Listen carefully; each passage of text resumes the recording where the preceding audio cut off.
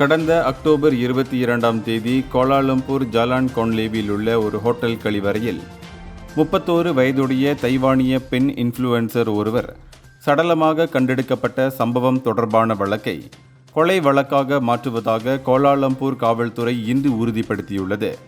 மரணமடைந்த அந்த பெண் இந்த சம்பவம் நிகழ்வதற்கு 2 நாட்களுக்கு முன்தான் மலேசியாவுக்கு வந்திருந்தார். இதனைத் தொடர்ந்து அவரது சடலம் உடற்கூறு ஆய்விற்காக கோலாலம்பூர் மருத்துவமனைக்கு அனுப்பப்பட்டது.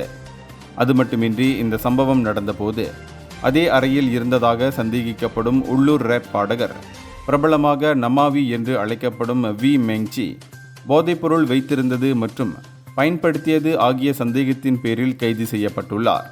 தற்போது அதிகாரிகள் குற்றவியல் சட்டம் பிரிவு 302 கீழ் விசாரணையை தீவிரப்படுத்தியுள்ளனர்.